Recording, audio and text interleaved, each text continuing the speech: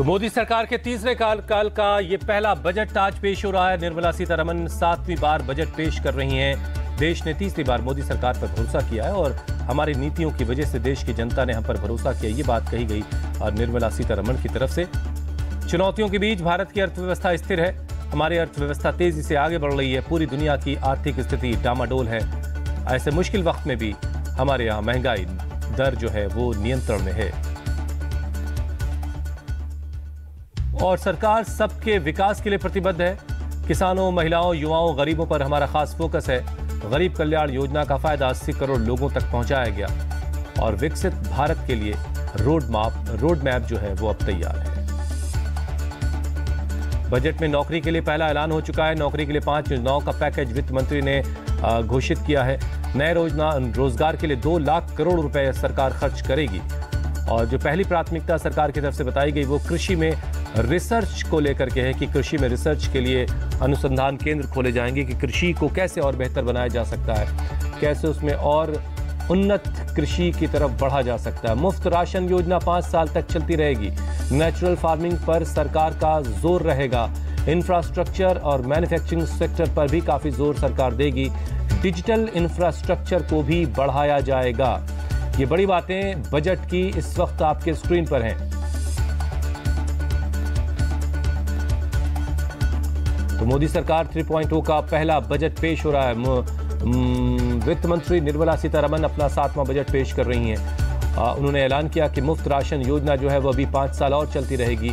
Natural farming को लेकर के सरकार जो है और बढ़ावा देगी। इंफ्रास्ट्रक्चर और मैन्युफैक्चरिंग सेक्टर को भी बढ़ावा दिया जाएगा। किसानों की जमीन की जानकारी डिजिटाइज की जाएगी। 400 जिलों में फसलों का डिजिटल सर्वे होगा। इसके अलावा कृषि, रोजगार, सामाजिक न्याय सरकार की प्राथमिकताएं हैं।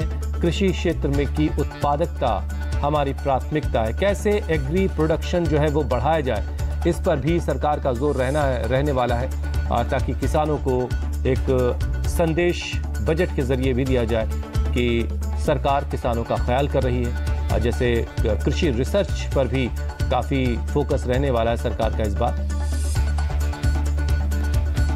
तो किसानों की ज़मीनों की जानकारी जो है वो अब डिजिटल वे में उनके सामने मौजूद होगी, बस एक टैब की दूरी पर। 400 जिलों में जो फसलें हैं उनका डिजिटल सर्वे करवाया जाएगा। कृषि, रोजगार, सामाजिक न्याय पर भी फोकस रहेगा। कृषि क्षेत्र में जो प्रोडक्शन है वो बढ़ाने पर भी जोर रहेगा सरकार का।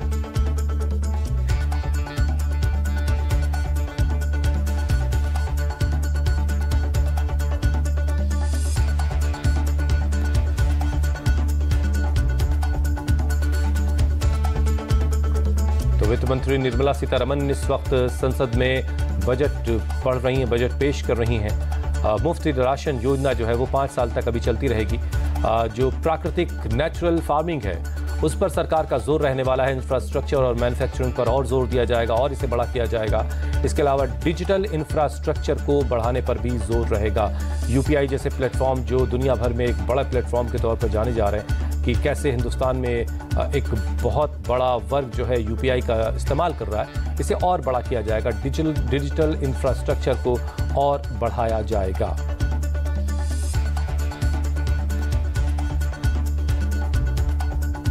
नए रोजगार के मौके पैदा किए जाएंगे।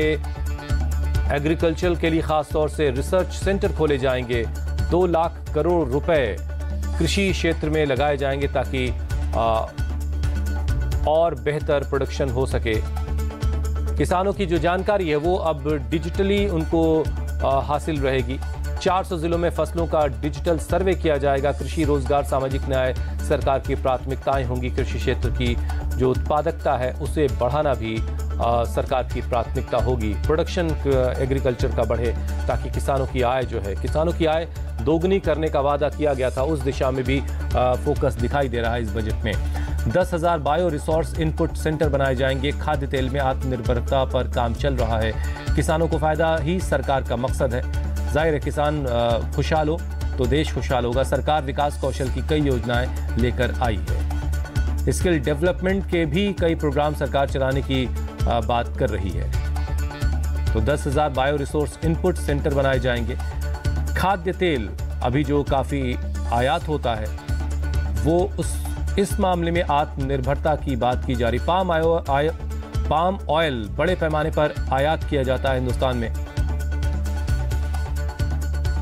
और जाहिर है इन सारे जो कदम उठाए गए हैं इस बजट में, इसका मकसद किसानों को फायदा देना है। किसानों की ज़मीन की जो जानकारी है वो डिजिटल होने से फर्जीवाड़े की जो गुंजाइश है वो काफ़ी ख़त्म हो जाएगी काफ़ी हद तक। 400 ज़िलों में फसलों का डिजिटल सर्वे किया जाएगा। इसके ज़रिए भी आसानी होगी तमाम योजनाओं को किसानों तक पहुंचाने में। कृषि, रोज़गार और सामाजिक न्याय पर भी सरकार का फोकस रहने वाला है, और जो एग्रीकल्चर का जो प्रोडक्शन है उसे कैसे बढ़ाया जाए ताकि हम इंडिपेंडेंट बन पाएँ कृषि मामलों में। हमें चीज़ों को अक्सर दालें कई बार आयात करनी पड़ जाती हैं, कई बार कुछ और चीज़ें हमें आयात करनी पड़ती हैं। ऐसी व्यवस्था सरकार बनाने की कोशिश कर रही है कि उसे कृषि क्षेत्र में जिससे उत्पादकता बढ़े और हमारी डिपेंडेंसी आयात से घटे।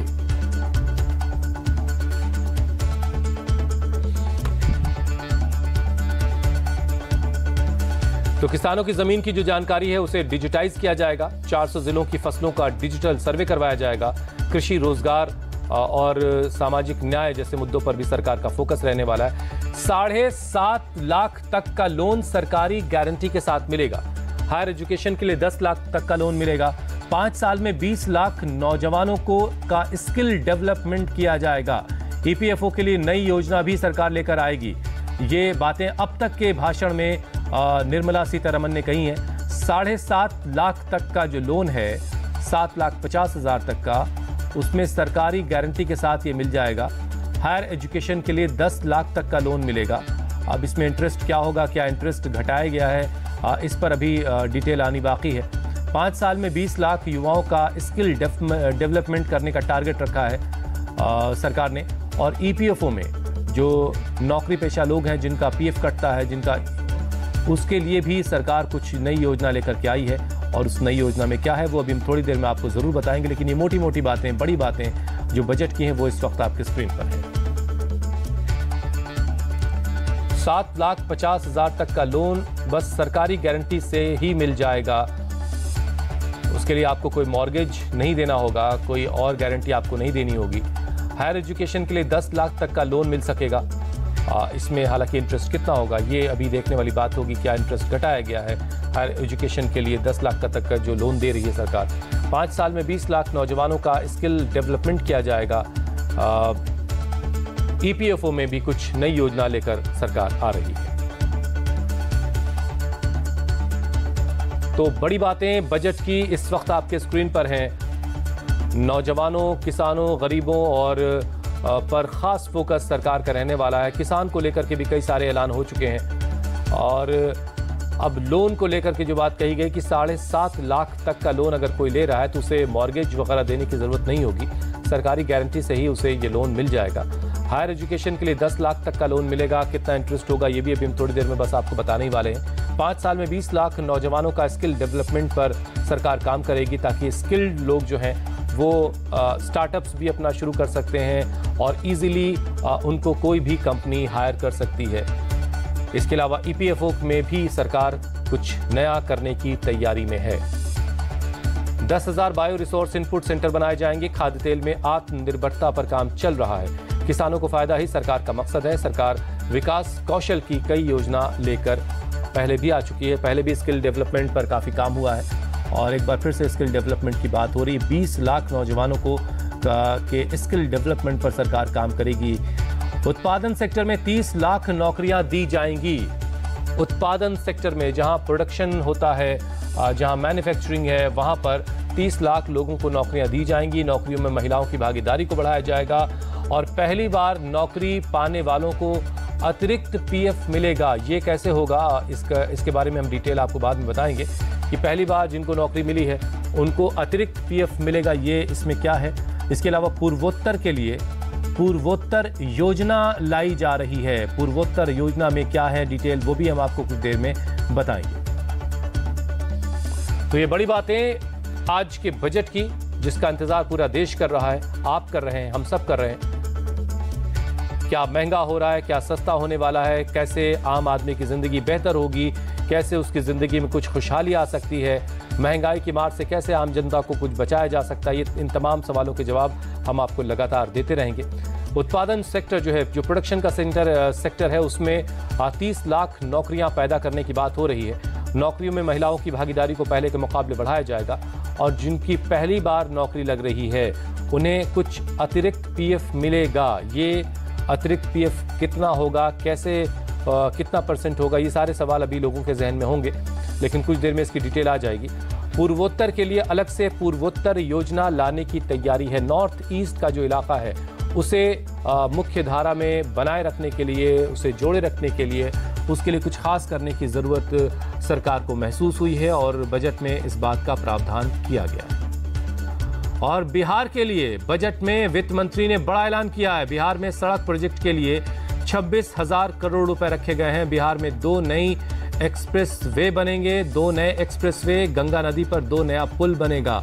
हाल के वक्त में बिहार में गिरते हुए पुल भी बड़ी खबर रहे हैं और अब बजट में 2 नए पुल गंगा नदी पर बनाए जाएंगे, इस बात का ऐलान किया गया है। 26,000 करोड़ रुपए सड़क प्रोजेक्ट के लिए दिए गए हैं बिहार को। बिहार में 2 नए एक्सप्रेस वे भी बनाए जाने हैं। अब ये कौन कौन से एक्सप्रेस वे होंगे और गंगा नदी पर ये 2 पुल जो बनने हैं वो किन शहरों में बनने हैं, कहाँ बनने हैं, ये डिटेल भी अभी कुछ देर में हम आपको बताएंगे। लेकिन बिहार के लिए ये बड़ा ऐलान अब तक के बजट में जो बातें बताई गई उसमें देखने को मिल रहा है। बिहार में सड़क प्रोजेक्ट के लिए, सड़क परियोजनाओं के लिए 26,000 करोड़ रुपए रखे गए हैं और 2 नए एक्सप्रेसवे बिहार को मिलेंगे। और ये एक्सप्रेसवे किस शहर से किस शहर को जोड़ेगा, किस इलाके से निकलेगा, इन तमाम सवालों के जवाब भी आप ज़रूर जानना चाहेंगे और हम कुछ देर में आपको ज़रूर बताएंगे। गंगा नदी पर 2 पुल बनेगा और ये पुल किन शहरों को मिलने वाला है, किन शहरों के 2 सिरों को जोड़ने वाला है, इन तमाम सवालों के जवाब हम आप तक ज़रूर पहुंचाएंगे। लेकिन इस 2024 के बजट की जो बड़ी बातें हैं वो लगातार हम आपके सामने पॉइंटर की शक्ल में रख रहे हैं। इस वक्त वित्त मंत्री निर्मला सीतारमण बजट संसद के अंदर पेश कर रही हैं। उत्पादन सेक्टर में 30 लाख नौकरियां देने की बात की जा रही है। जो प्रोडक्शन यानी मैन्युफैक्चरिंग एक तरह से सेक्टर है, अलग अलग तरह की मैन्युफैक्चरिंग सेक्टर है, उसमें 30 लाख नौकरियां पैदा की जाएंगी और नौकरियों में महिलाओं की जो भागीदारी है वो बढ़ाने पर जोर रहेगा कि कितनी अभी महिलाएं काम कर रही हैं, उसे कैसे बढ़ाया जाए, कैसे महिलाओं की भागीदारी बढ़ सकती है, इस पर जोर रहेगा। आंध्र प्रदेश के लिए भी बड़ा ऐलान हुआ है इस बजट में। चंद्रबाबू नायडू की एक बड़ी डिमांड थी जो मान ली गई है। आंध्र प्रदेश को स्पेशल पैकेज मिलेगा, पुनर्गठन के वक्त के सारे वादे निभाए जाएंगे। ये बड़ी खबर है और ये बड़ी बात बजट से निकलकर अब तक सामने आई है। चंद्रबाबू नायडू यानी टीडीपी जो पार्टी है वो एनडीए का हिस्सा है और तेलुगु देशम पार्टी के सहयोग से इस वक्त मौजूदा केंद्र सरकार काम कर रही है, चल रही है। ऐसे में आंध्र प्रदेश के लिए जहां पर टीडीपी ने अपनी सरकार बनाई है वहां के लिए बड़ा ऐलान हुआ है। चंद्रबाबू नायडू ने जो मांग रखी थी उन मांगों को सरकार ने माना है। आंध्र प्रदेश को स्पेशल पैकेज मिलेगा। पुनर्गठन के वक्त जो तमाम वादे किए गए थे आंध्र प्रदेश के लिए, आंध्र प्रदेश से तेलंगाना अलग हुआ, उस वक्त जो वादे किए गए थे आंध्र प्रदेश के लिए, वो तमाम वादों को निभाया जाएगा। बजट में इस बात का भी ऐलान किया जा रहा है। तो ये बड़ी खबर है और आंध्र प्रदेश के लिए एक बड़ी खबर आप इसे कह सकते हैं और एनडीए एकजुट रहे उसकी भी कोशिश आप इसे मान सकते हैं। तो बड़ी खबर भी है ये इस वक्त की और ये सबसे बड़ी बात है आज पेश हो रहे बजट की। चंद्रबाबू नायडू ने जो डिमांड रखी थी एनडीए का घटक दल होने के नाते, आंध्र प्रदेश का मुख्यमंत्री होने के नाते, उन सारी बातों को माना गया है। आंध्र प्रदेश को स्पेशल पैकेज मिलने वाला है और पुनर्गठन के वक्त जो तमाम वादे किए गए थे आंध्र प्रदेश से, उन वादों को सरकार निभाएगी, पूरा करेगी। ये बजट भाषण में ये बातें अब तक सामने आ रही हैं। बिहार के लिए भी बड़ा ऐलान हुआ है। बिहार को सड़क परियोजना के लिए एक बड़ी रकम दी जाएगी। 2 नए एक्सप्रेसवे बिहार को मिलने वाले हैं, 2 नए पुल भी गंगा नदी पर बनेंगे। इसकी जो डिटेल है वो अभी कुछ देर में आपके सामने होगी। लेकिन इस बीच बड़ी खबर ये भी आ गई है कि आंध्र प्रदेश को भी काफ़ी कुछ इस बजट से मिला है। चंद्रबाबू नायडू जो टीडीपी के मुखिया हैं और इस वक्त आंध्र प्रदेश के मुख्यमंत्री हैं, उन्होंने जो मांग रखी थी अपने सूबे को लेकर के, उन मांगों को माना गया है और स्पेशल पैकेज आंध्र प्रदेश को मिलेगा। पुनर्गठन के वक्त जो वादे किए गए थे आंध्र प्रदेश को लेकर के, उन वादों को भी निभाया जाएगा।